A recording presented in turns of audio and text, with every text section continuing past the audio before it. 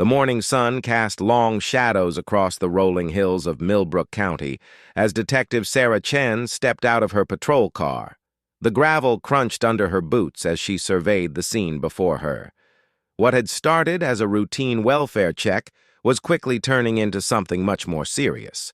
Mrs. Eleanor Patterson, the elderly neighbor who had called it in, stood wrapping her shawl tightly around her shoulders, despite the warm September air. Her weathered hands trembled as she pointed toward the old farmhouse that sat about a quarter-mile down the dirt road. "I heard screaming around midnight," Mrs. Patterson said, her voice barely above a whisper. "Terrible screaming. Then it just stopped. I waited until morning to call because I thought maybe I was just hearing things. But then I saw the smoke." Detective Chen followed the woman's gaze to where thin wisps of gray smoke were still rising from behind the farmhouse. Her radio crackled to life, and she heard the dispatcher's voice reporting that backup was 10 minutes out. 10 minutes felt like an eternity in situations like this. As she approached the house, Chen noticed the front door hanging open, swaying slightly in the morning breeze.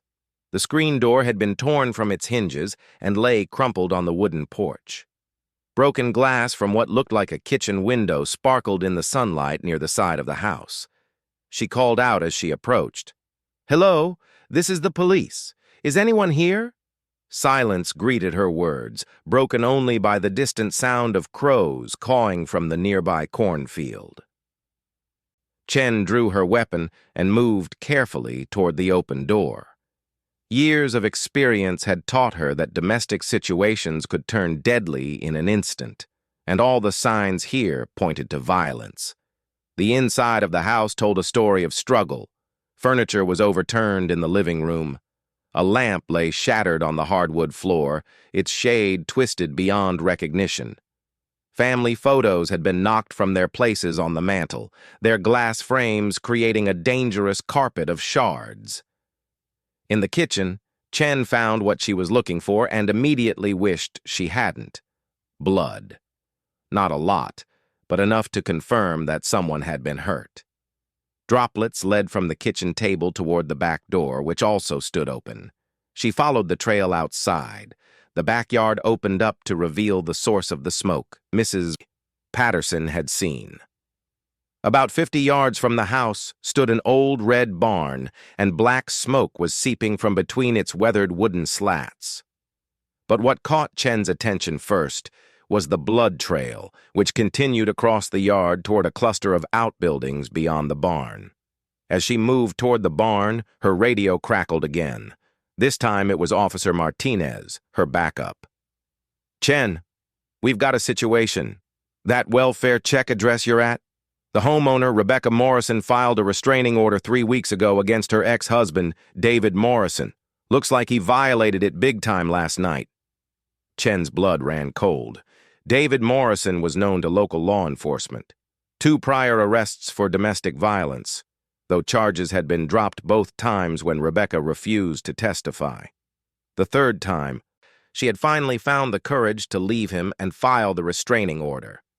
"Any kids in the house?" Chen asked into her radio as she approached the barn. "One daughter, Emma Morrison, age 12. No sign of either Rebecca or the daughter at this time." Chen's pace quickened. A domestic violence situation with a child involved changed everything. As she reached the barn, she could see that the smoke was coming from what looked like a pile of burning clothes and papers in the far corner. Someone had tried to destroy evidence. She was about to enter the barn when she heard it. A sound so faint she almost missed it over the crackling of the small fire.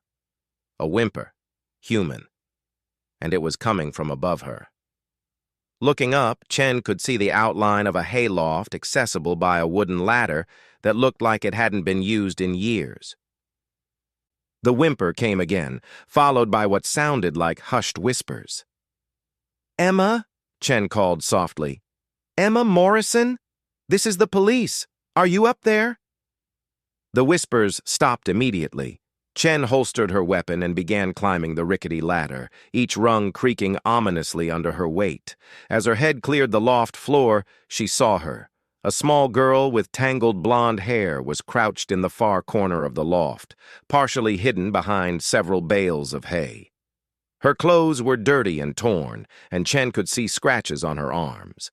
The child's eyes were wide with terror, and she was shaking uncontrollably. "Emma, it's okay," Chen said in the gentlest voice she could manage while climbing the rest of the way into the loft. "I'm a police officer. I'm here to help you."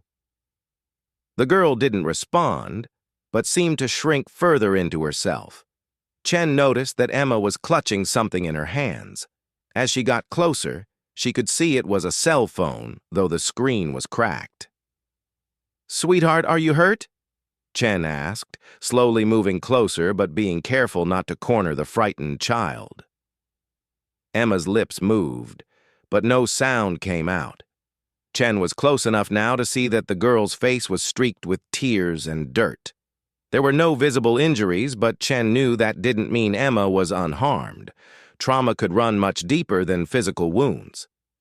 "Emma, I need to ask you about your mom. Do you know where she is?" At the mention of her mother, Emma's eyes filled with fresh tears. She looked toward the ladder Chen had just climbed, then back at the detective. "He came back," Emma finally whispered, her voice so quiet Chen had to lean in to hear her. "Daddy came back, but he was different. He was angry. Really, really angry." Chen felt her heart rate increase. If David Morrison was still in the area, the situation was far from over. "When did he come back, Emma? Last night?" The girl nodded. "Mama told me to hide when she heard his truck. She said to stay hidden no matter what happened. But then she screamed and there was so much noise and—" Emma's voice trailed off as she began sobbing again. Chen's radio crackled to life. It was Martinez again. "Chen, we've got Morrison's truck spotted about 2 miles east of your location. Highway Patrol is in pursuit, but he's heading toward the state forest. Could be trying to go to ground in there." Chen acknowledged the radio call.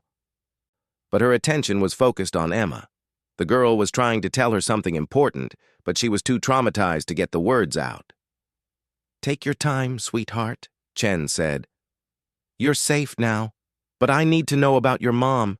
Is she—" "She's hurt," Emma suddenly blurted out, grabbing Chen's hand with surprising strength. The girl's small fingers were ice-cold and trembling. "Mama's hurt outside. I saw from the window up here. She's by the old well. She hasn't moved since he left." Chen felt a chill run down her spine. The old well. She had seen it on her way to the barn, about 100 yards toward the tree line. It had looked abandoned, with boards covering most of the opening. "Emma, I need you to stay right here, okay? Don't move from this spot. My partner is coming, and he's going to stay with you while I go check on your mama." But as Chen started to move toward the ladder, Emma's grip on her hand tightened. "Don't leave me," the girl pleaded, her voice breaking. "What if he comes back? What if Daddy comes back?" Chen knelt down so she was at eye level with Emma. "I promise you, sweetheart, we won't let him hurt you or your mama ever again. But right now, I need to help your mom. And the best way you can help is by staying hidden up here until my partner arrives." Emma seemed to understand, though she was still trembling. As Chen started down the ladder, she heard the girl whisper something that made her blood run cold. "He said Mama would pay for calling the police. He said she'd pay for everything." Chen's radio crackled as she hurried across the yard toward the old well. Officer Martinez was reporting that he was pulling into the driveway and would be at her location in 2 minutes. Highway Patrol was still pursuing Morrison, but he had managed to evade them somewhere in the dense forest roads. As Chen approached the well, her worst fears were confirmed. Rebecca Morrison lay motionless beside the old stone structure, her auburn hair matted with blood. She was wearing what looked like a torn nightgown, and her left arm was bent at an unnatural angle. Chen immediately called for an ambulance and knelt beside Rebecca to check for a pulse. Relief flooded through her when she felt a weak but steady heartbeat under her fingers. Rebecca was alive, but she was unconscious and clearly in need of immediate medical attention. Looking more closely at the scene, Chen could piece together what had happened. There were signs of a struggle around the well. The wooden boards that had covered the opening were scattered nearby, and it looked like David Morrison had intended to throw his ex-wife down the well. Something had stopped him, though Chen couldn't tell what. As she began basic first aid on Rebecca, Chen heard the sound of an engine approaching. Officer Martinez's patrol car came into view, followed closely by an ambulance. She had never been so happy to see backup in her life. But even as the paramedics took over Rebecca's care and Martinez headed to the barn to secure Emma, Chen couldn't shake the feeling that this was far from over. David Morrison was still out there somewhere, and men like him didn't give up easily. They would need to find him before he decided to come back and finish what he had started. The radio crackled again with an update from Highway Patrol. Morrison's truck had been found abandoned on a logging road deep in the state forest. There was no sign of Morrison himself, but K9 units were being brought in to track him. As Rebecca was loaded into the ambulance, Chen saw Emma being helped down from the barn by Martinez. The girl was clutching a small stuffed animal she must have had with her in the loft. When Emma saw her mother being taken to the ambulance, she broke away from Martinez and ran toward the paramedics. "Mama!" Emma cried, reaching for Rebecca's unconscious form. Chen caught the girl before she could interfere with the paramedics' work. "Your mama's going to be okay," Chen told her, though she wasn't entirely sure of that herself. "The doctors are going to take very good care of her." Emma looked up at Chen with eyes that seemed far too old for her 12 years. "Will you catch him?" Emma asked. "Will you catch Daddy before he hurts someone else?" Chen looked out toward the dark tree line where David Morrison had disappeared. Somewhere in those thousands of acres of dense forest, a dangerous man was hiding, probably planning his next move. The hunt was just beginning. "We'll catch him," Chen promised Emma, hoping she was right. "We'll catch him, and he'll never hurt you or your mama again." As the ambulance pulled away with Rebecca inside, Chen made arrangements for Emma to stay with Mrs. Patterson temporarily. The state social worker would be by later to assess the situation, but for now the important thing was keeping the girl safe. Standing in the farmyard as the sun climbed higher in the sky, Chen surveyed the scene one more time. The overturned furniture, the blood trail, the abandoned well where a woman had almost died. It was a story she had seen too many times before, but one that never got easier. Her radio crackled with another update. The K9 units had picked up Morrison's scent and were tracking him deeper into the forest. It was going to be a long day, and Chen had a feeling it was going to get much more dangerous before it was over. As she headed back to her patrol car to coordinate with the search teams, Chen thought about Emma's words. "Will you catch Daddy before he hurts someone else?" The girl had phrased it perfectly. It wasn't a matter of if David Morrison would strike again. It was a matter of when and whom he would target next. The chase was on, and Chen was determined to end it before Morrison claimed another victim. But first, she needed to understand exactly what had happened in those terrifying hours when a man's rage had nearly destroyed his own family. The answers would help her predict his next move, and prediction was the key to prevention. Looking back toward the barn where Emma had hidden through the night, Chen made a silent promise. This family had suffered enough.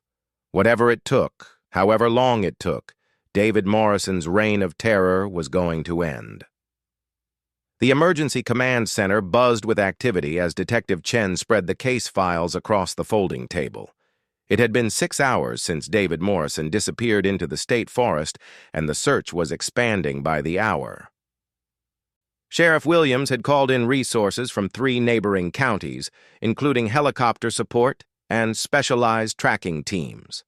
Chen studied the aerial photographs of the forest spread before her. Over 40,000 acres of dense woodland, riddled with hiking trails, old logging roads, and abandoned cabins from the area's logging days decades ago. It was the perfect place for someone to disappear. especially someone who knew the terrain. Officer Martinez approached with a steaming cup of coffee and a concerned expression. "Any word from the hospital about Rebecca Morrison?" Chen shook her head. "She's still unconscious. Doctors say she has a severe concussion and internal bleeding, but they think she'll pull through. The question is whether she'll remember anything about last night when she wakes up." The case was already complicated enough without their primary witness being unable to provide testimony.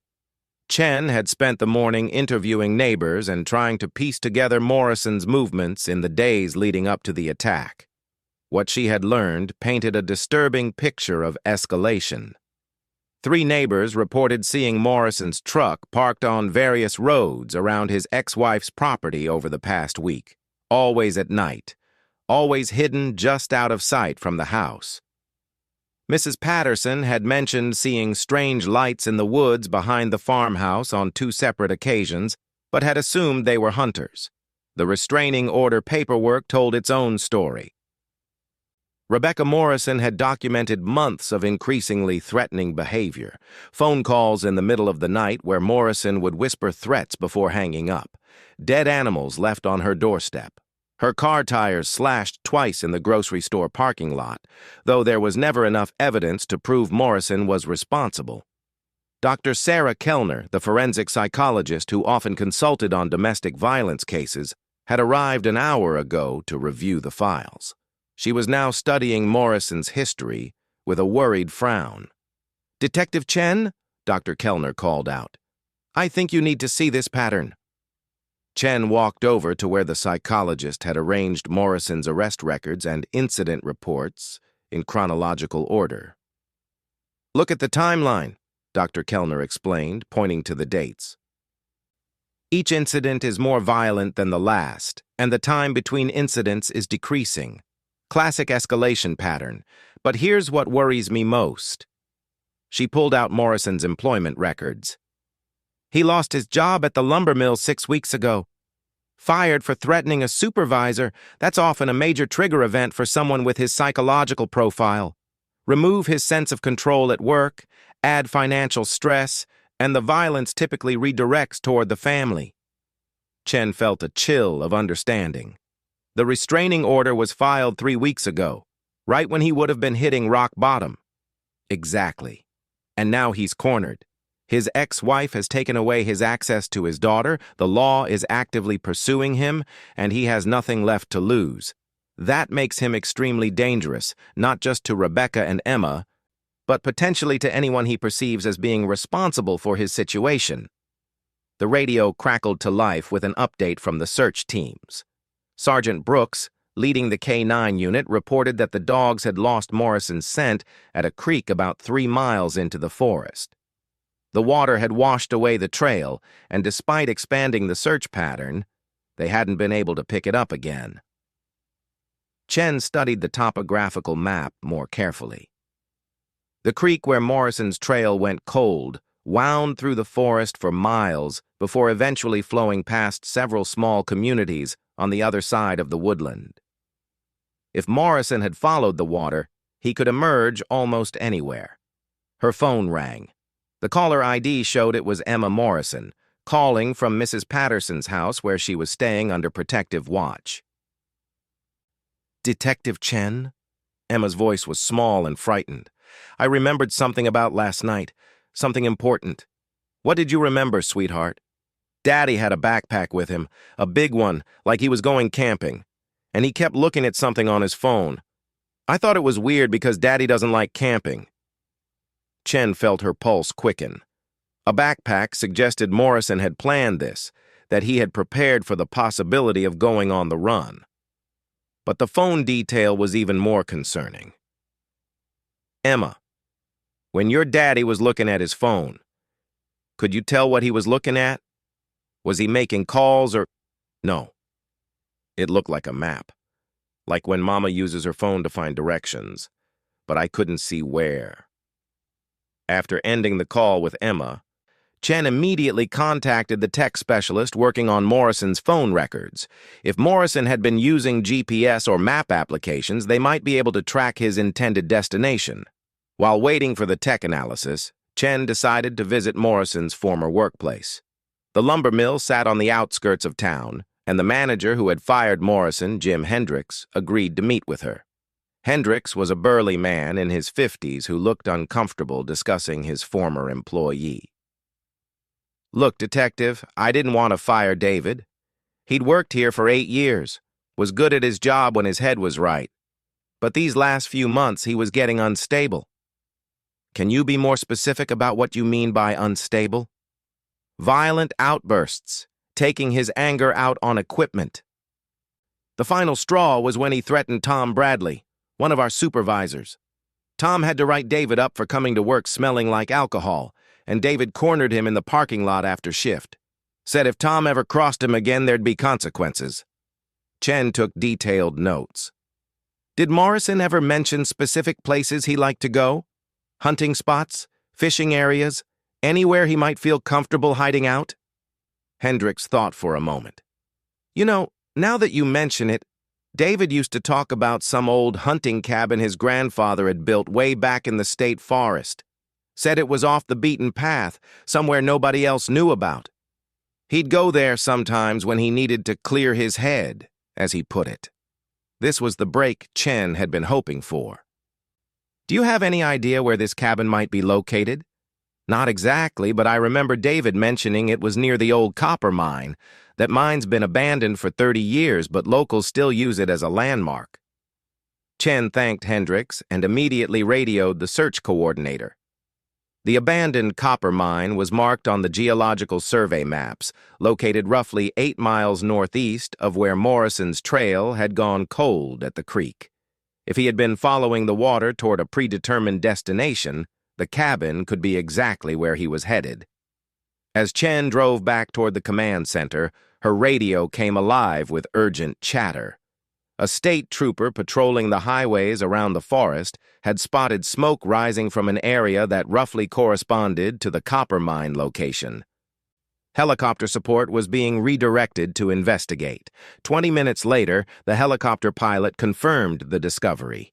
There was indeed a small structure near the old mine, and smoke was rising from its chimney.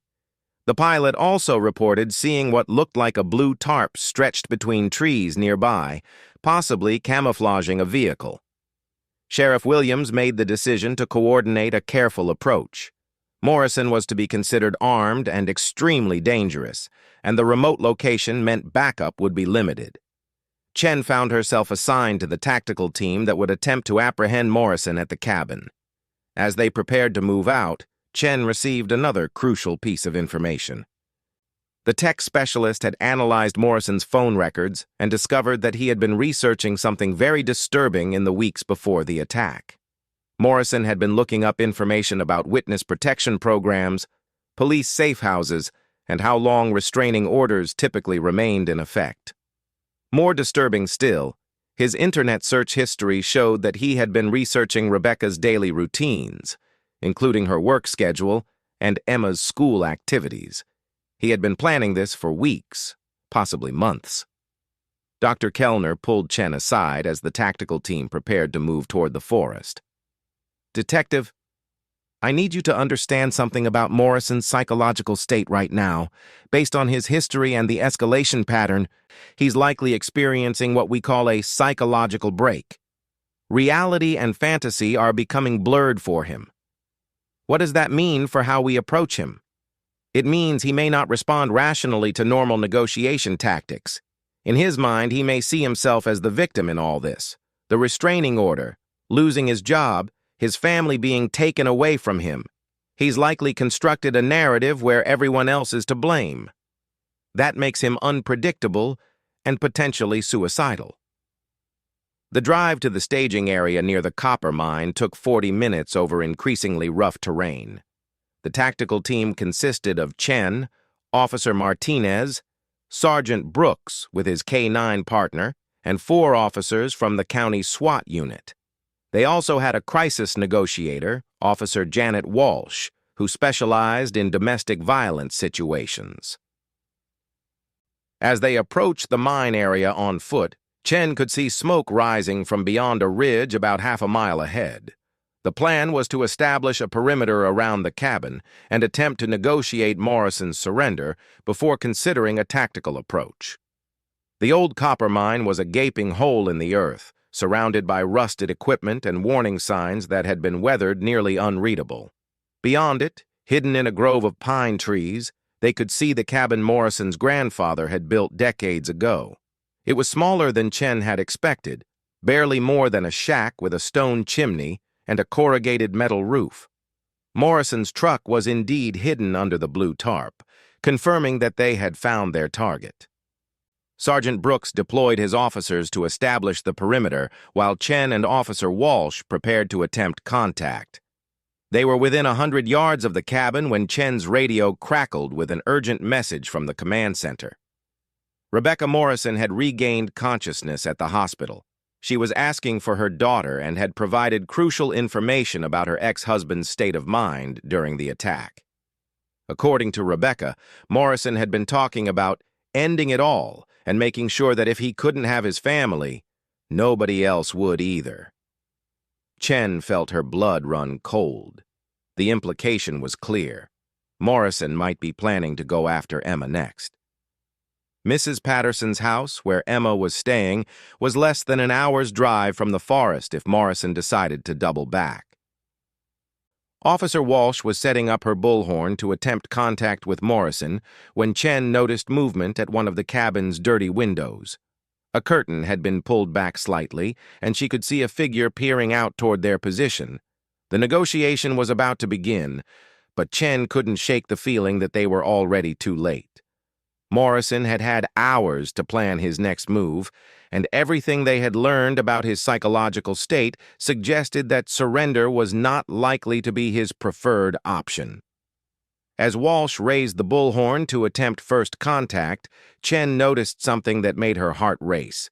Fresh tire tracks in the mud near the cabin led not toward the main road they had used to approach, but toward an old logging trail that headed back in the direction of town. The tracks looked recent, possibly made within the last few hours. If Morrison had left the cabin and returned, or if he had been using it as a base while making trips back toward civilization, Emma could be in immediate danger. Chen quickly radioed the command center to request additional protection for Emma, but in the back of her mind, she knew that Morrison had always been one step ahead of them.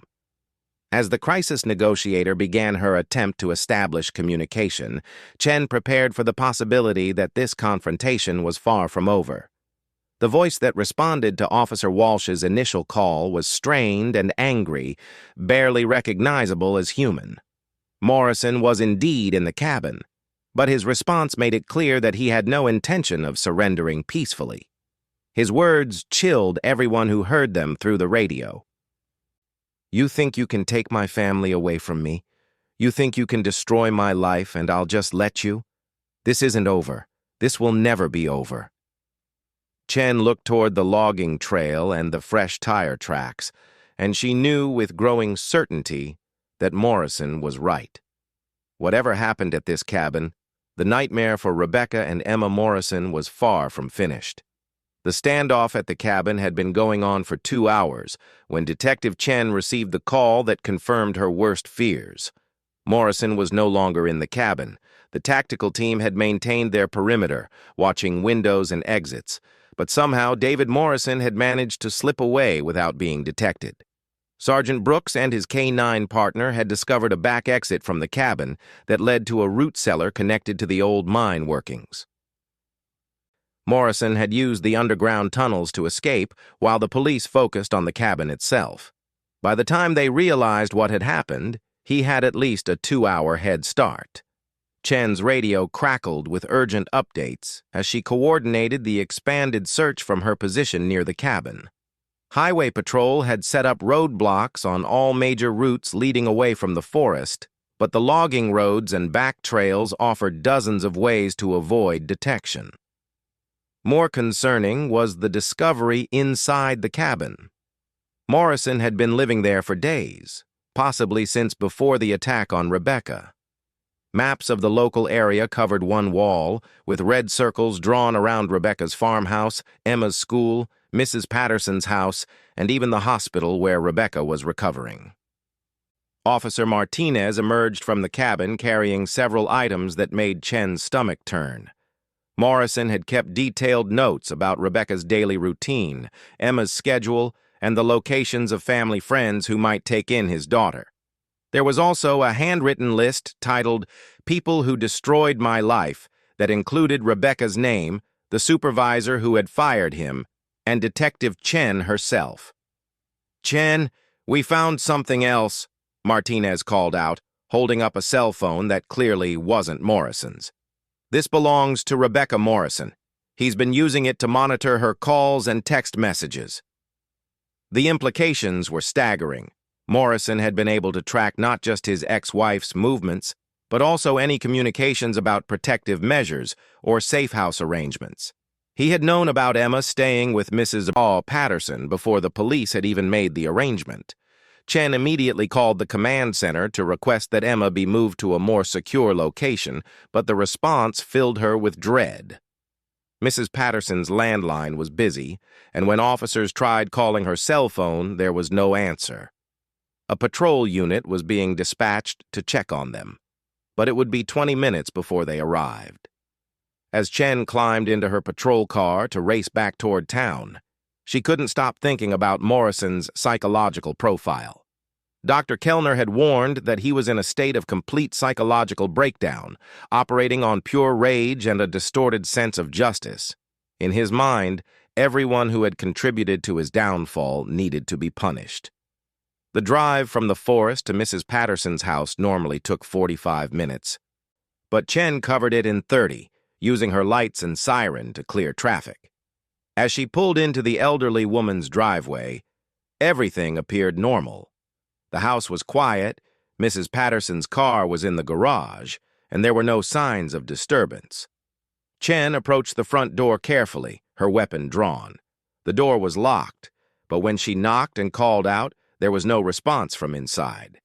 Moving around to the back of the house, she found the kitchen door standing slightly open. The scene inside the kitchen made Chen's blood run cold. Mrs. Patterson lay unconscious on the floor near the kitchen table, a large bruise forming on the side of her head. There was no sign of Emma anywhere in the house.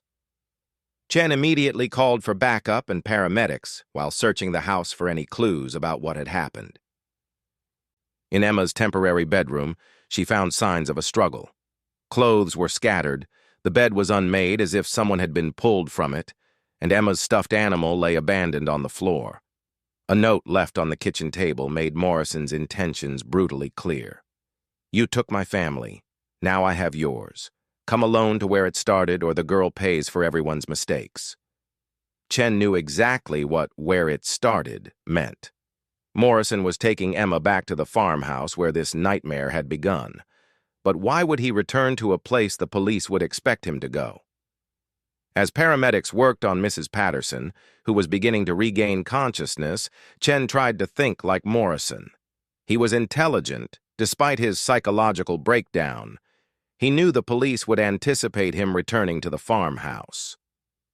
So either he was setting a trap, or he had chosen the location for symbolic reasons that overrode tactical considerations. Mrs. Patterson's first words when she regained consciousness confirmed Chen's fears. He said he was taking her home, said the family belonged together. Chen realized with growing horror that Morrison might be planning a murder-suicide at the farmhouse. In his distorted thinking, if he couldn't have his family, he would ensure they were all together in death. Emma was in immediate mortal danger. The drive to the Morrison farmhouse took 15 minutes that felt like hours. Chen had called for backup, but she couldn't wait for other units to arrive. Every minute that passed was another minute Morrison had to carry out whatever final plan he had constructed in his broken mind. As Chen approached the farmhouse, she could see Morrison's truck parked in the front yard, not hidden this time, but displayed openly as if he wanted to be found. Smoke was rising from the chimney, and lights were on in several windows. Morrison was making no attempt to conceal his presence. Chen parked at the edge of the property and approached on foot. using the same outbuildings that had provided cover during her first visit to the farm. As she got closer to the house, she could hear voices from inside. Morrison's angry shouting mixed with Emma's frightened sobs. Positioning herself near a window, Chen could see into the living room where Morrison had set up what looked like a shrine to his destroyed family. Photographs of happier times were arranged on the mantel, alongside candles that cast flickering shadows on the walls. Emma was sitting in a chair in the center of the room, her hands tied behind her back, tears streaming down her face. Morrison was pacing back and forth, talking rapidly in a voice that sounded increasingly unhinged. Chen couldn't make out all the words, but she caught enough to understand that he was explaining to Emma why they all needed to be together and why the people who had destroyed their family needed to be punished. Chen's radio crackled softly as backup units reported their positions. Sergeant Brooks was approaching from the east side of the property, while Officer Martinez was taking position near the barn. The plan was to surround the house and attempt negotiation, but Chen could see through the window that Morrison was holding a pistol in one hand while gesturing with the other. The situation was deteriorating rapidly. Morrison was becoming more agitated by the minute, and Emma was clearly terrified. Chen made the difficult decision to attempt direct contact before Morrison's psychological state deteriorated further. She approached the front door and called out in the calmest voice she could manage. "David, this is Detective Chen. I got your message. I'm here to talk." The shouting inside stopped immediately. For a long moment there was complete silence. Then Morrison's voice, strained and hostile, came through the door. "You destroyed everything! You and all the others! You turned Rebecca against me! You poisoned my own daughter's mind!" "David, Emma is innocent in all this. She's just a scared little girl who needs her daddy to protect her, not hurt her. Let's talk about what's really bothering you." Through the window, Chen could see Morrison's reaction to her words. His face contorted with rage, and he turned toward Emma with the pistol raised.